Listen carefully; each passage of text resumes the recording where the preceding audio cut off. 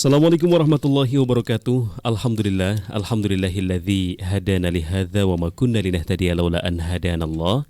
Wassalatu wassalamu ala asyrafil anbiya'i wal mursalin wa ala alihi wa sahbihi ajma'in. Rabbi shrah li sadri wa yassir li amri wahlul 'uqdatam min lisani yafqahu qawli, amma ba'd. Dibancar luaskan dari seputaran Komplek Lembaga Pengembangan Dakwah Al-Bahjah Sendang, Sumber Cirebon, radioku inspirasi spirit hati. Apa kabar sahabat radioku semuanya? Kami doakan kabar sahabat semua dalam kondisi sehat walafiat, senantiasa dalam bimbingan dan lindungan Allah Subhanahu wa taala. Aktivitas yang dijalankan berjalan dengan lancar dan mudah-mudahan kita senantiasa dalam rahmat dan keberkahan dari Allah Subhanahu wa taala. Amin. Amin amin ya rabbal alamin. Program acara Pesantren Hatiku hadir kembali menemani ruang dengar sahabat radioku semuanya. Bersama saya Farhan Nawawi dan juga insyaallah nanti kita akan belajar bersama narasumber kita, Al-Ustadz Haidar Humam Ahmad, dan alhamdulillah beliau sudah hadir di studio radioku Cirebon. Dan pembahasan kita masih tentang rujukan kitabnya, yaitu kitab Aqidatul Awam ya. Kalau pertemuan-pertemuan sebelumnya kita sudah membahas tentang paman, istri, kemudian juga tentang Isra Mi'raj Nabi Muhammad SAW. Lalu apakah nanti yang akan kita bahas di edisi kali ini? Langsung saja kita menyapa narasumber kita, Al-Ustadz Haidar Ahmad, yang sudah hadir di studio Radio Cirebon. Assalamualaikum warahmatullahi wabarakatuh, Ustaz. Waalaikumsalam warahmatullahi wabarakatuh. Bagaimana kabar, Ustaz? Sehat? Alhamdulillah sehat semuanya, Kang Farhan. Berkat doa semua sahabat-sahabat semua, berkat doa guru-guru mulia kita, doanya semuanya. Alhamdulillah kami masih diberikan nikmat sehat wal afiyah. Gimana Kang Farhan? Farhan, sekeluarga dan kru radioku, alhamdulillah semuanya sehat, Ustaz. Berkat doa sahabat radioku juga semuanya. Baik Ustaz, kita akan kembali melanjutkan pembahasan kita dan referensi atau rujukan kitab kita masih kitab Aqidatul Awam, Ustaz ya. Silakan Ustaz untuk memberikan pendahuluan kemudian dilanjutkan dengan materi yang akan disampaikan di edisi kali ini.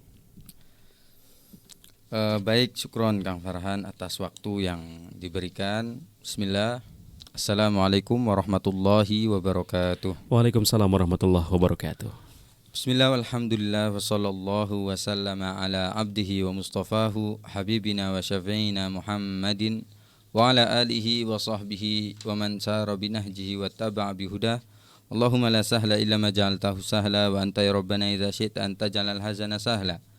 Ya man wafaqa ahlal khairi lil khair wa anahu alaihi waffiqna lil khairi wa a'inna alaihi. Amma ba'du, alhamdulillah kita bersyukur kepada Allah Subhanahu wa taala yang masih memberikan kita nikmat sehat wal afiyah, masih memberikan kita inayah, pertolongan Allah Subhanahu wa taala, taufik Allah Subhanahu wa taala, sehingga kita bisa melaksanakan atau melakukan sesuatu yang diridhoi oleh Allah Subhanahu wa taala. Pertama yang Al-Faqir hormati dan Al-Faqir cintai, guru mulia kita bersama, guru mulia kita semua, Abu Yahya beserta segenap keluarganya. Semoga Allah Subhanahu wa taala panjangkan umur beliau dalam ketaatan serta sehat walafiat. Amin. Allah Subhanahu wa taala jaga beliau, kabulkan hajat-hajat beliau, Allah memperluas dakwah beliau dan memperbanyak orang-orang seperti beliau, khususnya di kalangan murid-murid beliau sendiri. Amin ya rabbal alamin. Amin. Kemudian kepada kru radioku, Kang Farhan dan yang lainnya, kepada para pendengar radioku dimanapun Anda berada, semoga Allah Subhanahu wa taala memberikan umur panjang, amin, memberikan keberkahan kepada kita, memberikan afiah, memberikan kita taufik, dipilih kita termasuk orang-orang yang selalu dituntun di jalan hidayah Allah Subhanahu wa taala, diberikan kelancaran rezeki yang halal berkah insyaallah. Jadikan anak-anak kita atau keluarga kita orang-orang yang dicintai oleh Allah Subhanahu wa taala. Amin ya rabbal alamin. Amin. Baik, kembali kita melanjutkan kajian kita. Kemarin sudah sampai Hadisatul Isra wal Mi'raj, tragedi Isra dan Mi'raj, dan sudah dijelaskan kemarin pendapat-pendapat para ulama, bahwasanya kita mengulas sedikit Kang Farhan, orang yang mengingkari Isra'nya Nabi Muhammad, yaitu diperjalankannya Nabi Muhammad dari Makkah ke Palestina, dari Masjidil Haram ke Masjidil Aqsa. Ketika ada orang yang mengingkari terjadinya Isra tersebut, maka dia dihukumi keluar dari agama Islam atau murtad. Kenapa? Karena seakan-akan dia mengingkari firman Allah Subhanahu wa taala dalam surat Al-Isra yang itu sudah qati', sudah jelas, qat'iyud dalalah, qat'iyul wurud, dalilnya, terus juga disampaikan secara tawatur, secara banyak orang yang menyampaikan, banyak kalangan ulama-ulama dan sahabat yang menyampaikan, maka seakan pengingkarannya seperti pengingkaran terhadap Al-Quran. Berbeda dengan Mi'raj, karena Mi'raj itu perjalanan Nabi dari Masjidil Aqsa, Palestina, sampai ke Sidratul Muntaha, lalu bertemu dengan Allah Subhanahu wa taala. Itu hukum orang yang mengingkarinya tidak sampai derajat kafir menurut sebagian para ulama. Menurut ulama yang lainnya tetap dihukumi kafir juga. Kalau mi'rajnya baginda Nabi Muhammad SAW, menurut banyaknya ulama ahli sunnah wal jamaah, dihukumi tidak sampai kafir, tapi dia tergolong orang-orang yang fasik karena khobar atau dalilnya juga cukup kuat. Yeah. Nah, adapun secara dalil di Al-Qur'annya masih belum ada dalil yang jelas. Di surat An-Najm itu juga katanya hanya isyarat-isyarat. Ada ulama-ulama tafsir juga menyampaikan bahwasanya Rasul tidak bertemu Allah, tapi di surat An-Najm itu bertemu dengan malaikat Jibril dengan rupanya yang sesungguhnya. Kita insyaallah setelah ini akan membahas nazam yang selanjutnya. Qala an-nazimu rahimahullah wa ballaghal ummata bil isra'i wa fardi khamsatin bilam tirai. Selepas mi'rajnya baginda Nabi Muhammad SAW pada satu malam itu, lalu Rasul kembali kepada umatnya, di tempatnya beliau istirahat di pagi harinya, di sobiha katanya, mungkin ba'da fajar mungkin. Nah, disampaikanlah kepada para sahabat, para orang-orang yang bertemu beliau, termasuk juga Abu Jahal, Abu Lahab juga sama, bertemu juga dan bertanya, ada apa?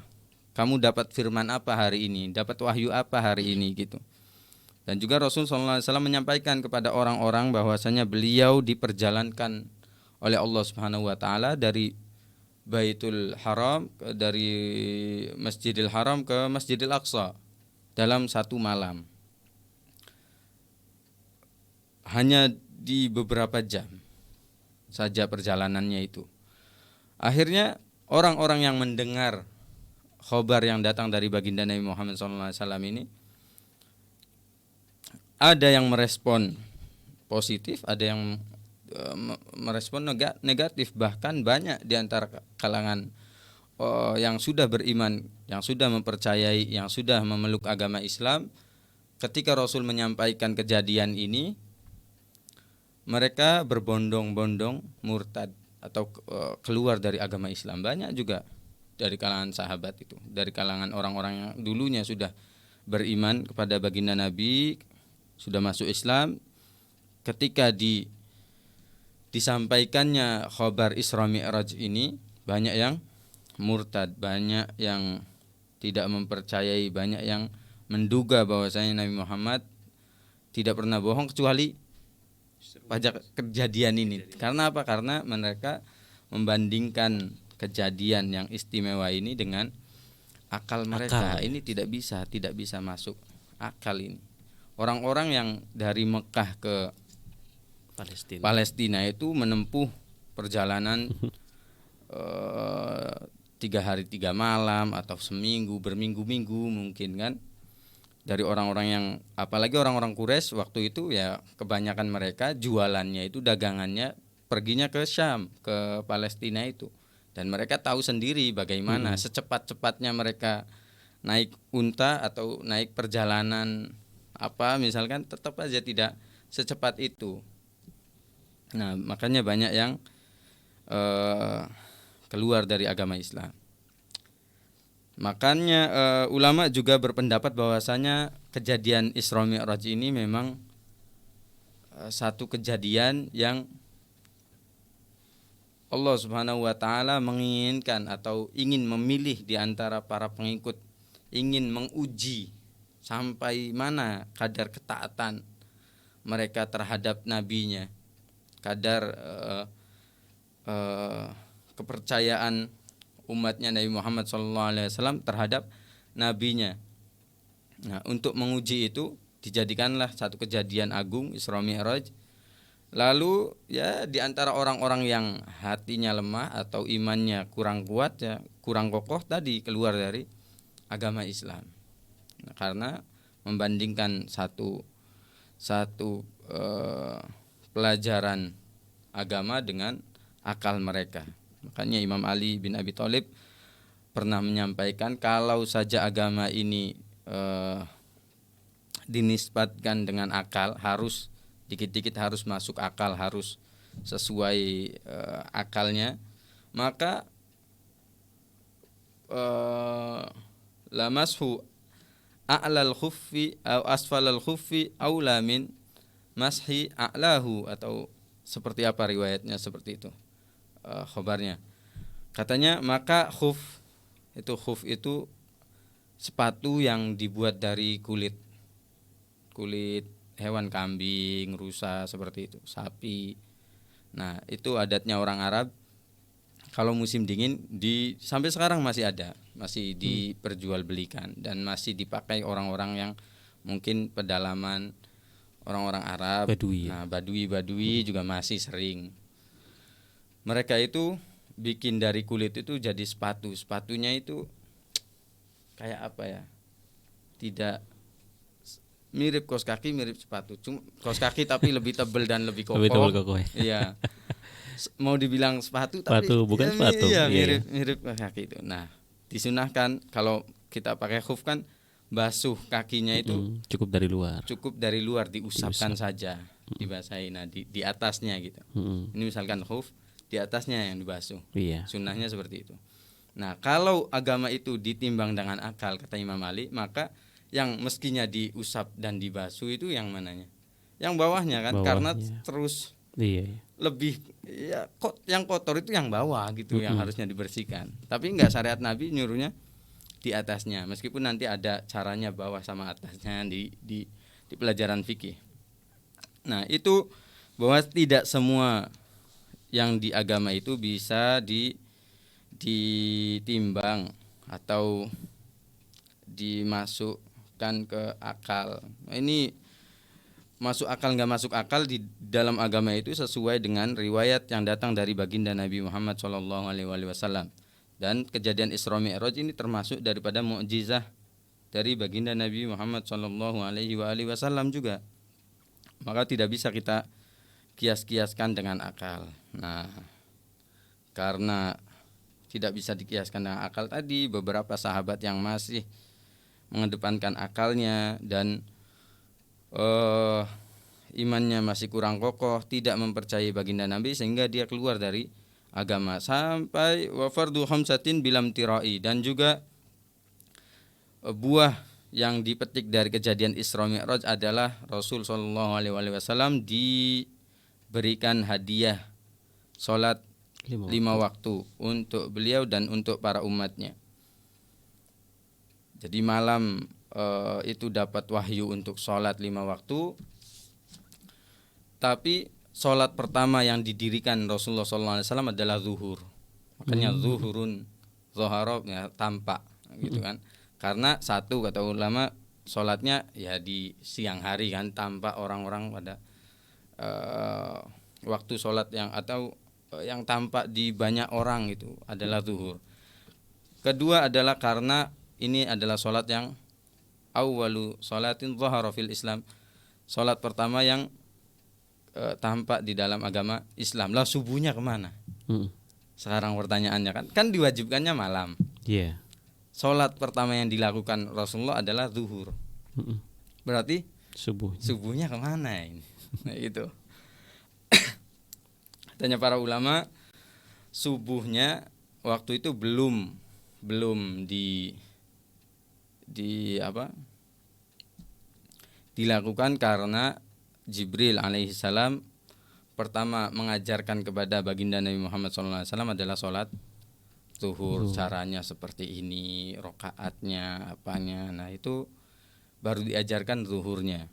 Pas zuhurnya tahu, oh ini sholat yang disyariatkan untuk agama Islam. Lah sebelumnya Rasulullah itu di Gua Hiro katanya kan sholat ibadah. Nah itu apa? Sebelum ada kefarduan sholat, terus sholat apa yang didirikan Rasulullah waktu itu? Ada yang bilang sholat seperti sholatnya para nabi-nabi terdahulu. Ada yang sholatnya cuma seperti panjatan-panjatan doa. Makanya satu ibarah namanya yatahannas, beribadah bukan dengan lafaz sholat. Nah seperti itu. Nabi-nabi terdahulu sholatnya beda seperti sholatnya kita. Nah seperti itu. Nah penyempurnaan sholat itu baru diajarkan oleh Sayyidina Jibril pas zuhur. Maka sholat pertama yang didirikan adalah sholat zuhur. Tadi subuhnya karena belum diajari tata caranya seperti apa ya, belum dilakukan waktu itu. Nah itu hasil sholat 5 waktu ini adalah awalnya itu Allah Subhanahu Wa Taala mewajibkan 50 waktu per berapa 24 jam berarti ya, dibagi per berapa menit itu berarti. Iya. Nah itu akhirnya turun bertemu dengan Nabi Musa. Umatmu tidak akan kuat. Suruh irji ila rabbik, roji ila rabbik. Coba nego lagi, jangan 50. Kembalilah Rasulullah sampai diturunkan turun lagi ketemu Nabi Musa, enggak bakal kuat. Dapatlah 5 waktu. Ketemu Nabi Musa lagi, enggak bakal kuat umatmu. Kata Nabi, saya ini malu sudah beberapa kali sudah minta Rasul minta diturunkan itu apa? Dari 50 ke 5 ini. Makanya kalau mau nego lagi aduh malu banget. Istilahnya seperti itu. Akhirnya ya sampai sekarang diwajibkanlah sholat 5 waktu. Nah, terus Nabi Musa ada pembahasan para ulama kenapa Nabi Musa itu sering pas Rasul mau turun dicegat lagi. Rasul mau dapat dari Allah dicegat lagi. Enggak bakal kuat. Coba minta lagi. Sebelumnya juga pas Isra ziarah ke Nabi Musa bertemu juga Rasulullah. Kenapa sering bertemu itu Nabi Musa dengan Rasulullah SAW? Yang pertama katanya para ulama karena yang menginginkan ketemu dengan Allah Subhanahu Wa Taala juga termasuk Nabi Musa kan. Iya. Rabbi arini anzur ilaik, ya Allah izinkan aku bisa melihatmu. Tapi kata Allah lantaroni, kamu tidak akan bisa melihatku, tapi lihatlah kepada bukit itu, kalau sudah tetap tempatnya atau posisi bukitnya sudah tetap, saufa taroni, maka engkau akan melihatku. Pas mau melihat kena sedikit pancaran cahaya atau apa gitu dari athar, bukan dari Allah nih, dari ya tanda-tanda bahwasanya Allah Subhanahu Wa Taala ingin menampakkan. Maknanya menampakkan tidak harus turun ke bukit Tur Sinai itu, tapi Sayyidina Musa ke situ hanya tempat melihat Allahnya di situ, di bukit wadi itu. Nah sama seperti Rasulullah melihat Allah, tempatnya Rasulullahnya di Sidratul Muntaha itu. Tempatnya Nabi Musa di Tur Sinai atau di wadi apa namanya? Wadi yang muqaddas itu, di situ. Nah, itu ingin melihat Allah Subhanahu Wa Taala tapi tidak bisa karena ada tanda-tanda, hanya tanda-tanda Allah Subhanahu Wa Taala ingin menampakkan kepada Sayyidina Musa. Akhirnya Sayyidina Musa apa? Pingsan karena kejadian itu. Nah, dan juga kata para ulama, ini pertama ya, tadi Sayyidina Musa ingin melihat Allah dari dulu. Terus juga yang kedua, Sayyidina Musa ini tahu keutamaan baginda Nabi Muhammad SAW, ingin mengambil keberkahan cahayanya. ada satu kitab bahwasanya Nabi Musa ini baca di buku-buku Allah Subhanahu wa taala memuji satu kaum. Sayyidina Musa berdoa, ya Allah, jadikan kaum yang engkau puji-puji itu adalah umatku. Katanya Allah, tidak, itu adalah umatnya Nabi Muhammad. Baca lagi, ternyata ada tulisan-tulisan di kitabnya Nabi Musa yang memuji umat-umat. Beliau berdoa lagi, izinkan jadikan itu adalah umatku. Kata Allah, itu adalah umatnya Ahmad. Akhirnya di akhir doa, ya Allah, kalaupun kau tidak jadikan mereka adalah umatku, maka izinkan aku untuk bertemu dengan nabinya yang Ahmad itu, Nabi Muhammad. Akhirnya ketika bertemu, karena katanya para ulama, Nabi Muhammad ini setelah bertemu dengan Allah, bermukhatabah, berbicara langsung dengan Allah Subhanahu wa taala, turun itu dengan banyak cahaya. Nah, Nabi Musa ingin mendapatkan pancaran-pancaran cahaya itu. Nah, untuk mengambil keberkahan. Itu kalau di pembahasan akidah namanya al-kamal yakbalul kamal. Orang yang sudah sempurna tetap dia itu menerima kesempurnaan yang lainnya. Nah, itu faidah-faidah yang dipaparkan oleh para ulama, bahasanya Nabi Musa pun mengambil keberkahan kepada baginda Nabi Muhammad SAW dengan banyak menatap, dengan banyak berbicara dengan Nabi, bahwasanya umatmu tidak akan kuat. Di samping itu faidahnya tadi itu ingin mengambil keberkahan buat diri beliau sendiri. Itu kejadian Isra wal Mi'raj, sekaligus menunjukkan kepada kita bahwasanya Sayyidina baginda Nabi Muhammad SAW lebih afdol, paling afdolnya makhluk, lebih afdol dari nabi-nabi yang lainnya, dari Nabi Musa sekalipun. Kenapa? Karena Nabi Musa ketika ingin bertemu dengan Allah Subhanahu wa taala memerintahkan fakhla na'laika fa innaka bil wadil muqaddasi tuwa. Turunkan dua sendalmu wahai Musa, karena engkau berada di wadi tua itu, wadi yang bertemu dengan Allah Subhanahu wa taala. Jangan kau pakai sendal di tempat tersebut. Nah, tapi kalau baginda Nabi Muhammad SAW Mi'raj pun ke langit pun, sendal beliau tetap ikut dengan baginda Nabi Muhammad SAW. Nah, perbandingannya, beliau di bumi pun suruh lepas sendal, Nabi Muhammad sudah di Sidratul Muntaha tetap pakai sendal. Ini Rasul lebih afdol dengan Nabi Musa. Dan juga para ulama berpendapat, katanya, wa in gabal talafdzata lan tarani bima kadzabal fuadu fahimta ma'na. Jika engkau sandingkan antara ayat lantaroninya Nabi Musa ketika ingin melihat Allah Subhanahu wa taala, kata Allah Subhanahu wa taala, lantaroni, kamu tidak akan pernah bisa melihatku wahai Musa. Nah, bandingkan ayat ini dengan ayat maka dzabal fuadu ma ra'a di An-Najm. Rasulullah sallallahu alaihi wasallam, al-fuad atau hati itu tidak pernah bohong apa yang dia lihat.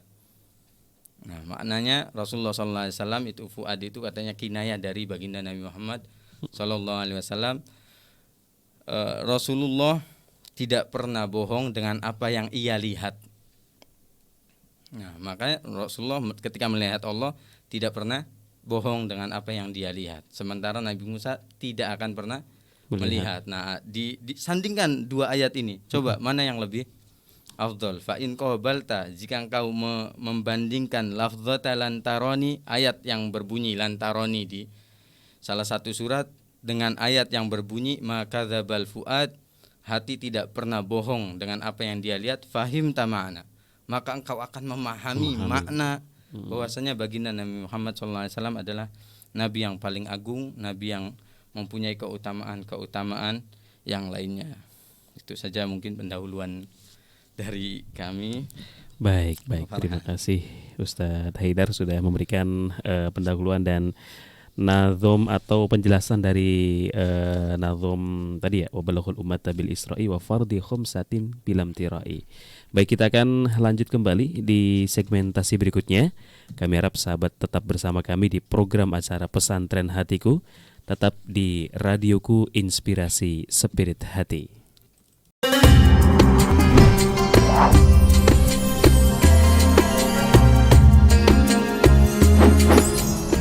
Radio Inspirasi Spirit Hati dipancar luaskan dari seputaran Komplek Lembaga Pengembangan Dakwah Al-Bahjah Sendang, Sumber, Cirebon. Kami ucapkan terima kasih sahabat yang sudah setia bersama kami di program acara Pesantren Hatiku ya, dan kami juga mengucapkan ahlan wa sahlan buat sahabat radioku yang mungkin baru mengikuti ya, baru on di program acara Pesantren Hatiku ini, dan kami mengucapkan terima kasih juga buat semua media partner Radioku Network yang ikut merilai program acara Pesantren Hatiku edisi kali ini. Terima kasih Radioku 104,8 FM Kuningan, Radioku 92,4 FM Majalengka, Radioku 104,7 FM Batam, Radioku 1089 AM Bogor, Radioku 88 FM Kuburaya Pontianak, Radioku 89,6 FM Purbalingga, Radioku 87,6 FM Berau Kaltim, Radioku 106,3 Martapura, dan Radioku 93,6 Aceh Besar ya. Diucapkan terima kasih sudah merilai program Pesantren Hatiku, mudah-mudahan bermanfaat. Baik sahabat radio, kita kembali mendengarkan, menyimak ya pemaparan materi dari narasumber kita Al Ustadz Haidar Humam Ahmad, masih dengan kitab Aqidatul Awam. Silakan Ustadz. Baik, bismillah. Tadi sudah disampaikan bahwasanya Rasulullah SAW kejadian Isra dan Mi'raj ada yang mengingkari, ada yang mempercayai. Di antara yang mempercayai adalah Sayyidina Abu Bakar Siddiq, seperti yang dikatakan oleh Nazim yang akan kita baca ini. Qad faza Siddiqun, telah beruntung Siddiqun, orang yang jujur, yang mempercayai baginda Nabi Muhammad SAW bitasdiqin lahu, karena dia Sayyidina Abu Bakar ini langsung mempercayai kejadian Isra dan Mi'raj Nabi Muhammad SAW. Bil uruji sidqu wa fa ahlahu, dan juga dengan Mi'rajnya semuanya dipercayai oleh langsung diimani atau dipercayai, langsung mempercayai Sayyidina Abu Bakar dengan kejadian-kejadian Isra Mi'raj tadi. Nah, di bait ini atau yang tadi kita baca juga sebelumnya menunjukkan bahwasanya Nabi Muhammad SAW adalah paling afdalnya Nabi, lebih afdal daripada Nabi-Nabi yang lainnya, tanpa mengurangi sedikit pun derajat kemuliaan daripada Nabi yang lainnya.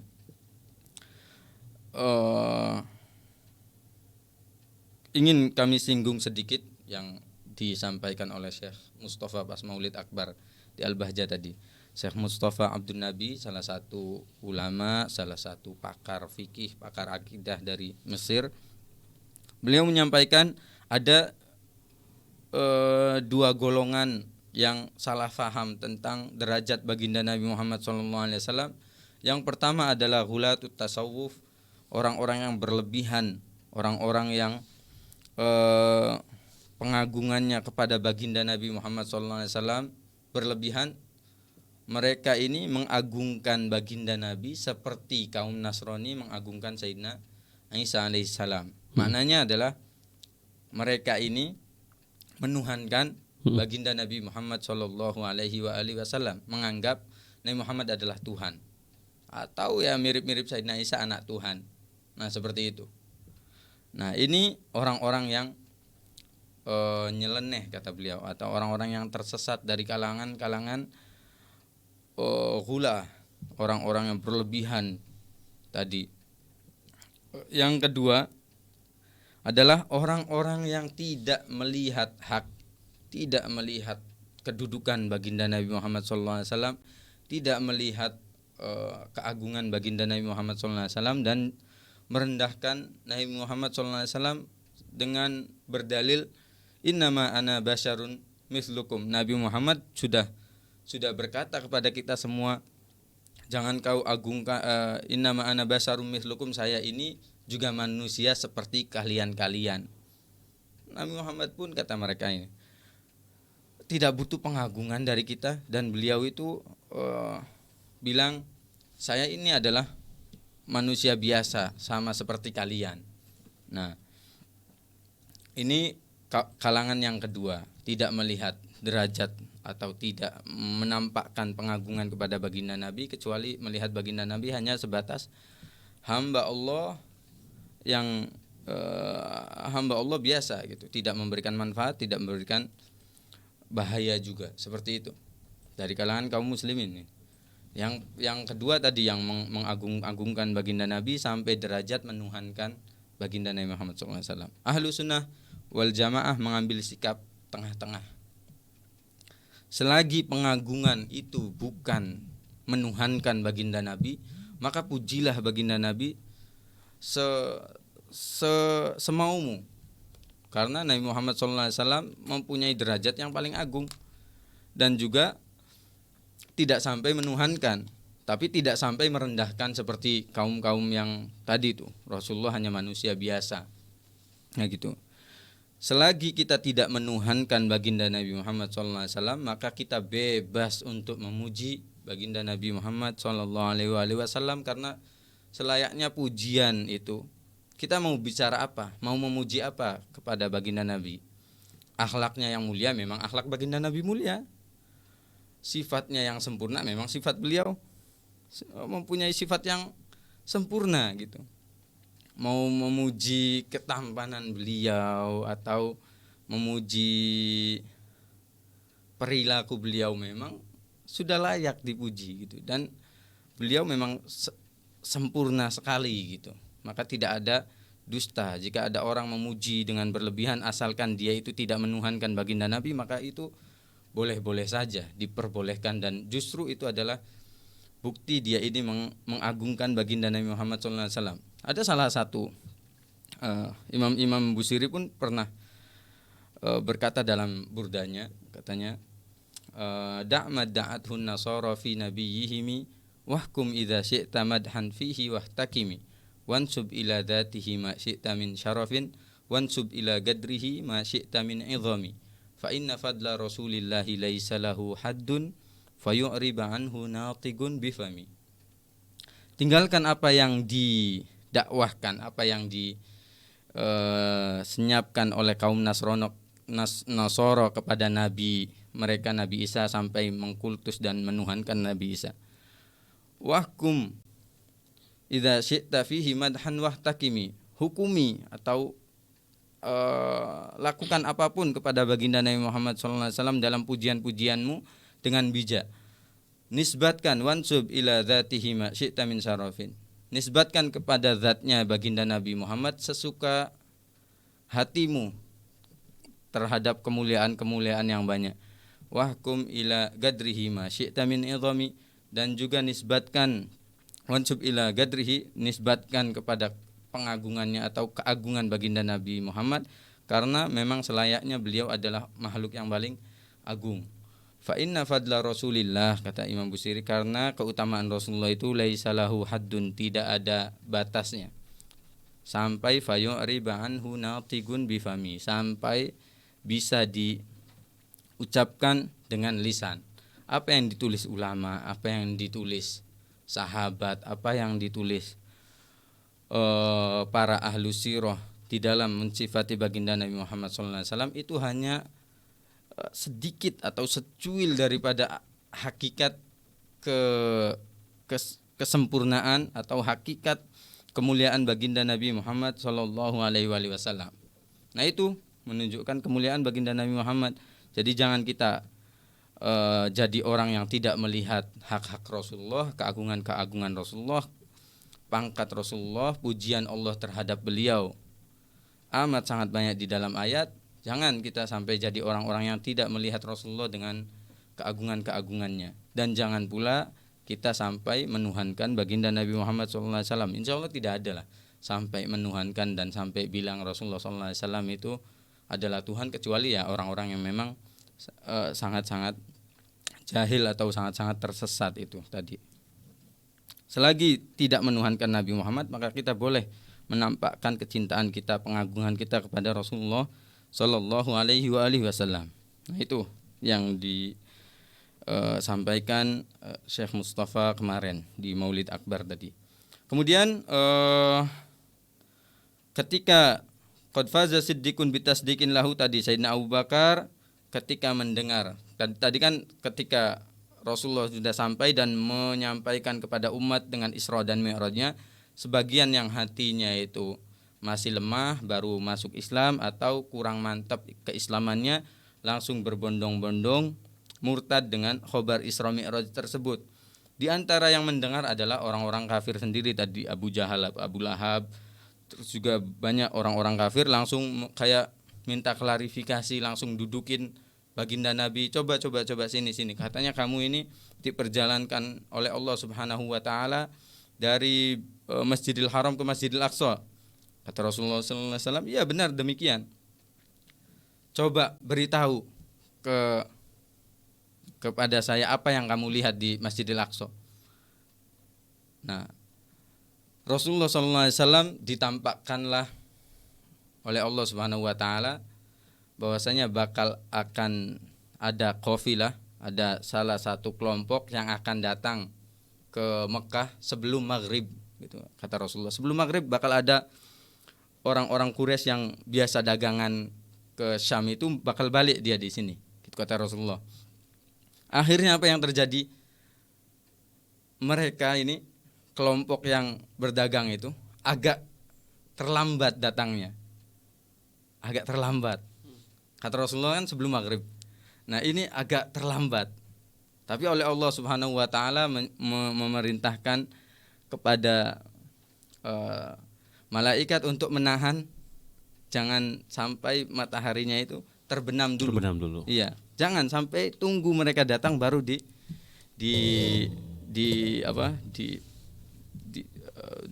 terbenam lah mataharinya itu. Kemudian siflana Baitul Maqdis gimana? Coba kalau ente beneran ke katanya orang Quraisy, kalau engkau wahai Muhammad benar-benar pergi ke Baitul Maqdis, sifatinana Baitul Maqdis secara desainnya seperti apa, gambarnya seperti apa, kiblatnya di arah yang mana. Ya, ini pertanyaan yang wajar meskipun dia bukan orang yang kafir ya. Ini kan klarifikasi dari orang kafir, ingin tahu nih, ingin ngetes. Nah, tapi ya meskipun bukan dari orang kafir ya wajar kalau memang engkau pergi ke situ, coba ya Rasulullah sifati kami dengan sifat Baitul Maqdis itu. Karena enggak ada yang percaya kan? Iya. Cuma semalaman, biasanya berminggu-minggu atau 3 harian. Ini cuma beberapa jam lagi. Akhirnya aslinya katanya ini yang meriwayatkan semuanya ini adalah ulama sunan, ashabus sunan, orang-orang yang mempunyai kitab-kitab sunan Nabi Daud, Sunan Tirmidzi dan yang lainnya. Di kitab-kitab hadis dan juga di kitab-kitab sirah disebutkan secara detail ya, daripada apa yang kami sampaikan. Aslinya Rasulullah SAW itu Mi'rajnya kapan? Malam kan? Gelap kan? Kita nggak bisa lihat Baitul Maqdis juga gimana. Nah seperti itu. Cuma karena ditantang oleh orang kafir tadi dan Nabi memiliki mukjizat itu niatnya untuk tahaddi, itu untuk membuktikan kepada mereka bahwasanya beliau adalah orang-orang yang jujur, orang-orang yang benar. Nah, akhirnya ditampakkanlah oleh Allah Subhanahu wa taala Baitul Maqdis di depan pandangan baginda Nabi Muhammad SAW sampai baginda Nabi Muhammad bisa mensifati satu-satu. Ini warnanya biru, pintunya dari sisi ini, terus ukirannya seperti ini secara detail. Maka orang-orang kafir yang mendengar pun, oh iya, orang kafir yang pernah ke situ dan sering jualan di situ pun, oh iya benar, aslinya gambarnya seperti ini. Dan yang disifati oleh baginda Nabi terbukti. Tadi kelompok pun akhirnya datang sebelum maghrib. Nah, itu karena pertolongan Allah Subhanahu wa ta'ala ta'jizan, katanya mu'jizatan li Nabi Muhammad, untuk Nabi Muhammad sallallahu alaihi wa alihi wasallam.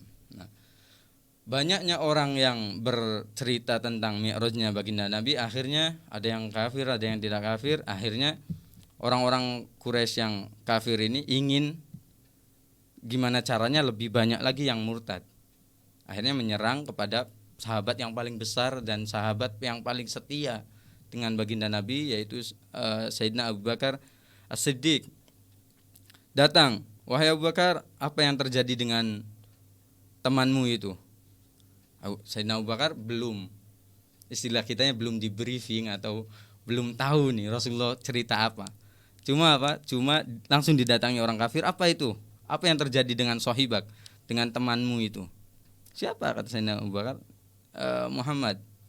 Kenapa memang? Katanya dia itu diisrokan, berjalan dari Masjidil Haram ke Masjidil Aqsa, dari Masjidil Aqsa ke Sidratul Muntaha, bertemu dengan Allah dan mendapatkan sholat 5 waktu hanya dengan beberapa waktu atau beberapa jam daripada waktu malam.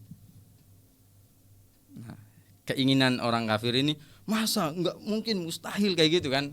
Yang expect-nya orang kafir, Sayyidina Abu Bakar nih harusnya bilangnya seperti itu. Nanti Sayyidina Abu Bakar kena, sudahlah kelar ini umatnya Nabi Muhammad nih, gitu kan. Tapi apa yang dilakukan oleh Sayyidina Abu Bakar? Siapa yang berkata seperti itu? Ya beliau langsung, Muhammad langsung yang berkata. Oh, Nabi Muhammad langsung yang berkata seperti itu. Katanya, saya percaya dengan apa yang dia sampaikan semuanya. Bahkan kata beliau, nambahin nih, mengukuhkan. Bahkan ketika Rasulullah SAW berkata sesuatu yang lebih jauh daripada ini nih, di luar nalar, lebih jauh lagi, saya adalah orang pertama yang mempercayainya. Nah, ya pupuslah harapan orang-orang kafir. Nah, makanya beliau pun dijuluki As-Siddiq. Setelah mendengar kesaksian Sayyidina Abu Bakar, Rasulullah senang dengan beliau, lalu memberikan gelar kepada Sayyidina Abu Bakar As-Siddiq. Nah, dan juga kepada sahabat-sahabat yang setelahnya, sahabat-sahabat yang besar.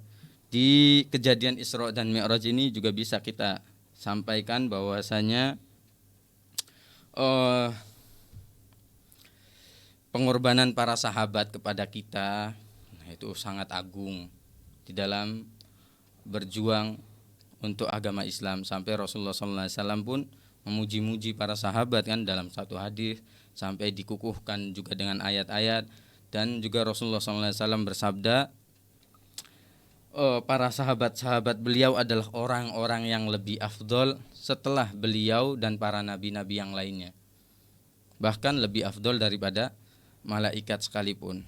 Nah, makanya itu ada tartib afdoliyah, itu afdolul khalq, paling mulianya makhluk adalah Nabi Muhammad, kemudian nabi-nabi yang lainnya ulul azmi, kemudian para nabi yang lainnya.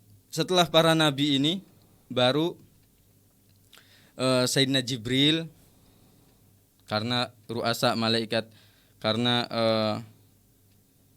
pembesar paling ketua-ketua malaikat. Kemudian setelahnya adalah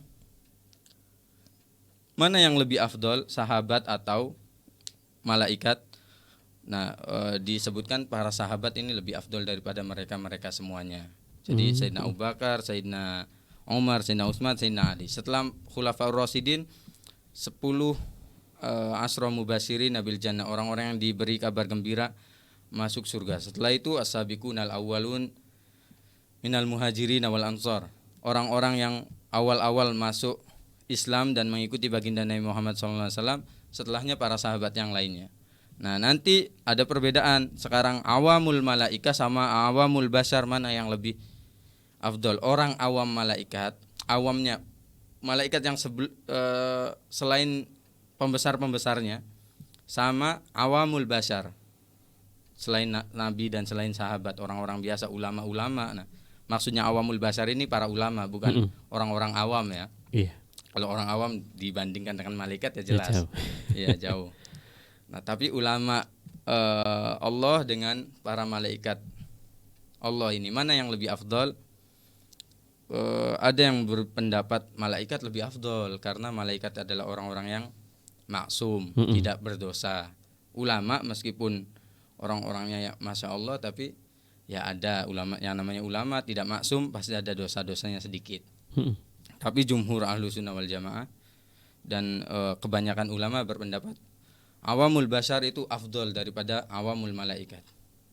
Malaikat secara umum dan juga ulamanya Allah itu lebih afdol, ulamanya Allah, wali-walinya Allah tersebut, orang-orang yang soleh di hadapan Allah itu lebih afdol daripada malaikat. Loh gimana, ini maksum gak punya dosa, sedangkan yang bukan nabi ya pasti punya dosa. Kok dibandingkan sesuatu yang tidak punya dosa dengan yang pernah berdosa? Dijawab, malaikat memang tabiatnya diciptakan oleh Allah Subhanahu wa taala seperti itu, tidak punya syahwat. Ada yang diciptakan ruku terus ya ruku terus.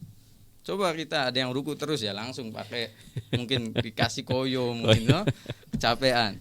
Nah memang tabiatnya seperti itu. Jadi kalau ada malaikat tidak berdosa, memang tabiatnya malaikat seperti itu, dia berdosa.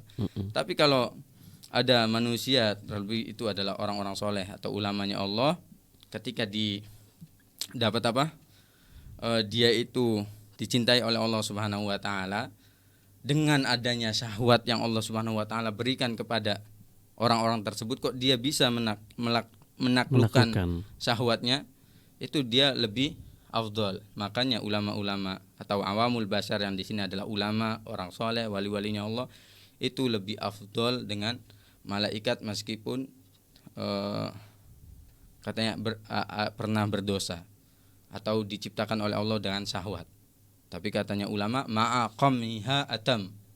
Kalau ketika dia diciptakan dengan syahwat kemudian dia mengekang syahwatnya itu, ini atam, lebih sempurna daripada malaikat. Nah, baru setelahnya malaikat. Nah, itu.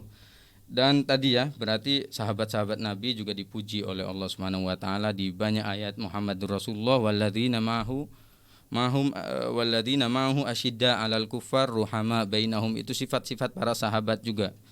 Dan juga as-sabiqunal awwalun dan yang lainnya.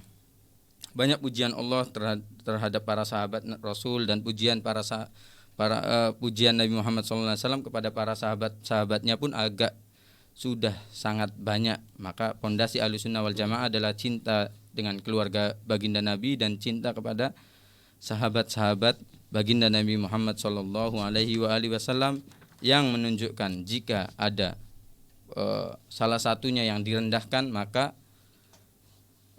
dia ini cacat dan bukan tergolong Ahlussunnah wal Jamaah. Itu mungkin yang bisa kita ambil dari Isra dan Mi'raj baginda Nabi Muhammad SAW.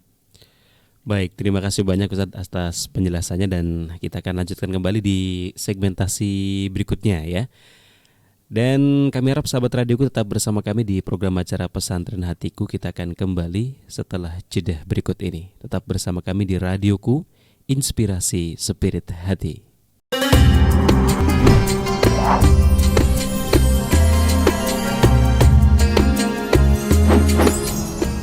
Radio Inspirasi Spirit Hati dipancar luaskan dari seputaran Komplek Lembaga Pengembangan Dakwah Al-Bahjah Sendang, Sumber, Cirebon. Masih di program acara Pesantren Hatiku. 14 menit terakhir kebersamaan kita sahabat radioku ya. Dan kita akan kembali membahas ya tentang kitab Aqidatul Awam bersama narasumber kita, Al-Ustadz Haidar Humam Ahmad. Disilakan Ustadz. Baik Kang Farhan, terima kasih. Ini sudah di penghujung bait Kang Farhan. Setelah ini hataman kita ya. Harusnya ini. Insyaallah bersyukur, alhamdulillah akhirnya hanya kita merutinkan kajian-kajian per minggu bisa sampai menghatamkan kitab lah, kita ngaji lah benar-benar ya, memahami kalam-kalam para ulama. Yaitu sampai kepada nazam khatimatun, katanya pungkasan. Nas'alullaha husnaha, semoga diberikan husnul khatimah atau husnul khitam, pungkasan yang baik. Qala nazimu rahimahullah, berkata nazim rahimahullah, wa hadhihi aqidatun mukhtasarah, ini adalah akidah yang sangat mukhtasar, singkat. Mukhtasar itu maqalla lafdhuhu wa kathura ma'nahu, itu maknanya mukhtasar.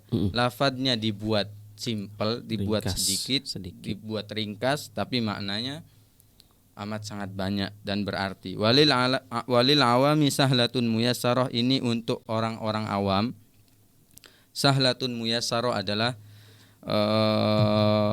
akidah yang mudah, dan juga ya sama, muyassar dan sahla ini artinya gampang, mudah, simple, bisa difahami. Maka ketika kita berpegang hanya dengan akidatul awam ini untuk memahami pemahaman keyakinan akidah kita kepada Allah dan Rasulnya, ini sudah sangat cukup untuk orang-orang awam lah. Adapun kalau dia memang thalibul ilm, santri, maka harus mencari atau pemahaman ketika dia menambah daripada pelajaran-pelajaran akidah yang lebih berat lagi atau lebih mendalam lagi, itu fardu kifayah bagi mereka. Nah, salah satunya saja sudah ada yang berkecimpung di ilmu agama ini sudah cukup menggugurkan yang lainnya.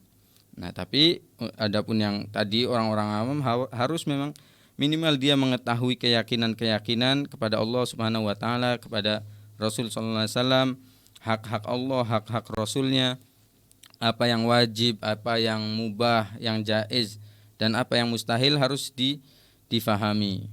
Nah, ini dengan akidatul awam ini sudah sangat cukup, kata Al-Imam Said Marzuki ini. Nadhimu tilka Ahmadul Marzuki, yang menazamkan lafaz ini adalah Al-Imam Ahmad Al-Marzuki, man yantami lis-sadiqil masduki, yang dia ini intima atau bernasab kepada as-sadiq, orang yang jujur, al-masduq, yang dipercaya. Siapa itu? Baginda Nabi Muhammad SAW. Maka Said Ahmad Al-Marzuki ini termasuk daripada golongan Sayyid, Syarif, Habib, orang-orang yang nasabnya bersambung kepada baginda Nabi Muhammad SAW, yaitu Ahmad bin Ramadan bin Mansur bin Muhammad bin Samsuddin, sampai banyak ini, sampai kepada Al-Imam Al-Marzuki nisbatan ila jaddihi Marzuq. Ini Al-Marzuki ini nisbat atau marganya ya, famnya, kepada kakeknya yang namanya Marzuq Al-Kafafi bin Musa bin Abdullah Al-Mahad bin Imam Hasan Al-Muthanna bin Al-Hasan As-Sibt. Ini Al-Imam Hasan ibn Imam Ali bin Abi Talib karramallahu wajhah, Ibnu Fatimah Az-Zahra binti Rasulillah sallallahu alaihi wa alihi wasallam. Maka nasabnya ini bersambung kepada baginda Nabi Muhammad sallallahu alaihi wa alihi wasallam. Nah, memang kenapa beliau ini bilang nazimu tilka Ahmadul Marzuki, yang menazamkan ini adalah Ahmad Al-Marzuki. Nah, seakan-akan ada, wah ini mentang-mentang nazomin ditulis-tulis namanya beliau gitu.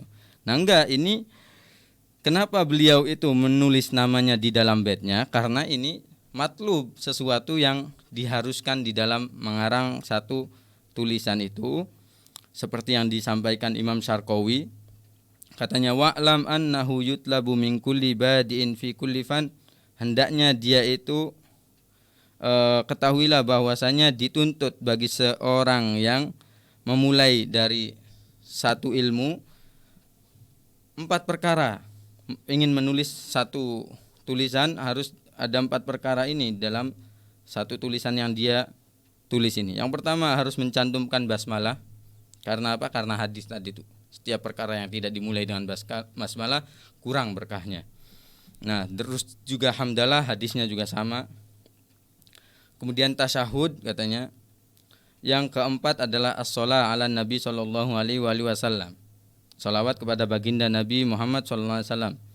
Dan wasalasatun ala sabilin nadmi sinai, yang dan juga harus menyertakan 3 ini anjuran, yaitu tasmiyatu nafsihi, dia ini harus menyebut siapa yang ngarang ini, harus antum cantumkan sendiri. Jadi harus ada yang pengarangnya ini siapa. Nah, nulis namanya, nulis nama kitabnya apa, terus juga mendatangkan bara'atul istihlal namanya. Bara'atul istihlal itu muqaddimahnya itu dia mendatangkan satu muqaddimah yang isi muqaddimahnya itu sudah orang itu ketika dengar mukaddimahnya, wah pasti mau bahas ini nih, pasti mau bahas tajwid, pasti mau bahas nahwu, pasti mau bahas akidah. Coba kita lihat awal mukaddimah beliau, Daimil ihsan walhamdulillah qadinu awali al akhiril baqi bila tahawul, itu menyebutkan sifat-sifat Allah Subhanahu wa taala. Nah, ini menunjukkan baraatul istihlal. Beliau menulis semuanya itu secara lengkap lah, berarti rukun-rukun penulisan itu sudah lengkap. Karena apa? Karena kenapa harus nulis nama? Karena ilmu ini adalah bagian dari agama. Dari mana orangnya harus diteliti, ini orangnya jujur atau tidak, orangnya masyhur dengan kesolehannya atau tidak. Apalagi di ilmu hadis lebih apa? Lebih ketat lagi ininya, seleksinya.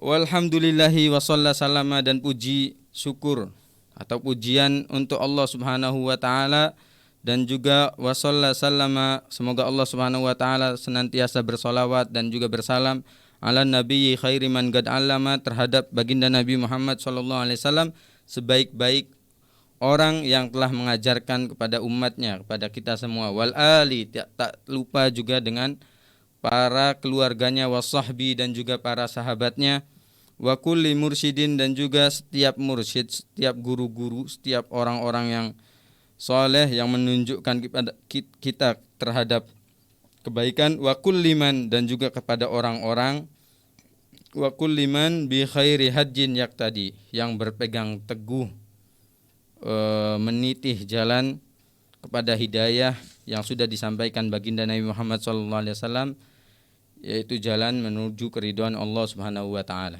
Wa as'alul karima ikhlasul amal, aku memohon kepada Allah Subhanahu wa taala untuk memberikan keikhlasan di dalam amal atau dalam perbuatan yang saya lakukan, kata beliau. Wa naf'a kulli man biha qad istaghal, dan juga manfaat bagi orang-orang yang sudah menyibukkan dirinya untuk mempelajari kitab ini. Abiyatuha maizun. Nah, ini sampai sini as'alul karimah, ikhlas. Beliau memohon kepada Allah keikhlasan dan juga manfaat di dalam terhadap apa yang beliau tulis, dan terbukti alhamdulillah sampai sekarang kitabnya kita kaji, makna di pondok-pondok juga dikaji. Ini kitabnya banyak yang mengkaji, maknanya beliau adalah orang yang ikhlas di dalam beramal. Abiyatuha maizun bi'addil jumali tarikhuha li hayyu ghurrin jumali. Abiyat nadhaman ini adalah maizun.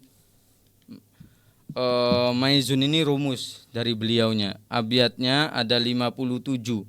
Bi'addil jumali, dari kata rumus yang beliau sampaikan itu tadi. Maizun itu rumusnya. Ini ada hitungannya di hitungan-hitungan Arab itu yang abajadun, hawazun. Nah, itu a 1, ba 2, ha wa zun, nah, sampai akhir-akhirnya. Nah, maizun ini kita coba lihat. Maizun ini mim di sini, mim ini mempunyai nilai 40. Iya. Ya. Ya 10. 40 tambah 10 50. Za di sini hawa mana ini? Tar dulu. Za 7. Berarti 57 sesuai. Nah, bi'adil jumali, dengan hitungan jumal, namanya adil jumalil al-kabir. Hitungan-hitungan Arab. Kalau haidar, ha ya da ro. Itu 222. Nah, kalau irfan jadi berapa tuh? Irfan ainnya 70. Ro-nya 200. Iya. Fa-nya 80 tuh.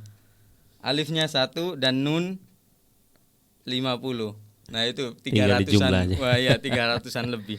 Makanya kita sering lihat kan ada Al-Habsyi berapa gitu. Ada rumus-rumus nilai-nilai itu. Nah, itu ya cuma sekedar tulisan-tulisan rumus-rumus Arab ini, namanya adil jumal. Tarikhuha li hayyu ghurrin jumali. Dibuat tarikhuha, diselesaikan dalam kata li hayyun ghurrin. Ghur berapa tuh berarti? Bi hurufil jumal juga sama. Lamnya 30, ya-nya 10, ha 80, terus ya lagi 10 lagi, dan ghin 1000. Roknya 200. Nah, ketika di jumlah semuanya selesai pada tanggal 1258 Hijriah. Nah, samaituha Aqidatul Awami, aku beri nama kitabku ini atau musannif kitab yang beliau karang ini dengan Aqidatul Awami. Nah, ini juga rukun di dalam penulisan satu karangan. Min wajibin fid dini bitamami, untuk mengetahui apa-apa yang wajib di dalam agamanya secara hafah, secara sempurna. Nah, alhamdulillah dengan tadi sudah selesai ya, kita sudah hatamkan kitab Aqidatul Awam beserta sarah-sarahnya. Semoga Allah Subhanahu wa taala memberikan kemanfaatan kepada kita dan bisa diamalkan dalam keyakinan kita kepada Allah dan Rasulnya, apa yang wajib, apa yang boleh, apa yang mustahil bagi Allah dan Rasulnya. Semoga diberi manfaat, kita semuanya diberkahi. Baik, alhamdulillah. Tutup dengan doa keberkahan, Ustaz. Semoga Allah Subhanahu wa taala memberikan pemahaman kepada kita, pemahaman dalam agama, pemahaman dalam keyakinan, pemahaman di dalam fikih kita, terus dijadikan oleh Allah Subhanahu wa taala orang-orang yang haus terhadap ilmu, orang-orang yang mau belajar, orang-orang yang diberikan keistiqomahan dalam mendekatkan diri kita kepada Allah Subhanahu wa taala. Semoga Allah Subhanahu wa taala jadikan kita orang-orang yang mencintai Allah dan dicintai oleh Allah. Amin. Jadikan keluarga kita, dijadikan kerabat kita, jadikan anak-anak kita adalah orang-orang yang dijaga oleh Allah Subhanahu wa taala dan juga dicintai oleh Allah Subhanahu wa taala, diberkahi. Allah Subhanahu wa taala memberikan keberkahan kepada guru-guru kita, memberikan keberkahan kepada harta kita, rumah kita, usaha kita, anak-anak kita, dan juga memberikan keberkahan kepada guru mulia kita Buya Yahya dan juga segenap keluarganya. Barokatan syamilah ta'umuna wa ta'um ahli biladna wal muslimin ajmain. Wa yadhfar bidzalikal khair wal barakah thawabul azim min Allah Subhanahu wa taala. Anna Allah Subhanahu wa taala yusallimna salimin wa ya'udana yu'awidna salimin ghanimin ma kamali taufiqi wal istiqamah li wa lakum fid dunya wa yaumil qiyamah ala hadhihi niyyah salihah wa ala manawa Abu Yahya ala manawa minna wal khairad dunya wal akhirah wa ila hadratin nabi Muhammad sallallahu alaihi wasallam. Sirril Fatihah. A'udzu billahi minasyaitonir rajim. Bismillahirrahmanirrahim. Alhamdulillahil alamin. Ya kana. Wa lil maghdubi alaihim waladdallin.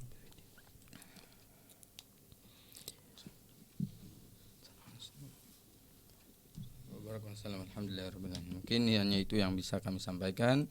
Kurang lebihnya mohon maaf dan mohon doa selalu. Billahi taufiq wal hidayah. Assalamualaikum warahmatullahi wabarakatuh. Waalaikumsalam warahmatullahi wabarakatuh. Diucapkan terima kasih banyak kalau Ustaz Haidar Humam Ahmad yang sudah memberikan pencerahan kepada kita ya. Dan alhamdulillah kita telah hatam kitab Aqidatul Awam. Untuk kitab selanjutnya nanti kita informasikan ya. Dan sekali lagi kami ucapkan terima kasih banyak buat semua sahabat radioku yang sudah stay tune terus di program acara Pesantren Hatiku edisi kali ini. Insya Allah kita akan kembali berjumpa di lain kesempatan. Kita tutup kebersamaan kita dengan doa kafaratul majlis. Subhanakallahumma wa bihamdika asyhadu an la ilaha illa anta astaghfiruka wa atubu ilaik. Akhirul kalam, jazakumullah ahsanal jaza. Wabillahi taufiq wal hidayah wal inayah wal maghfirah. Wassalamualaikum warahmatullahi wabarakatuh. Waalaikumsalam warahmatullahi wabarakatuh.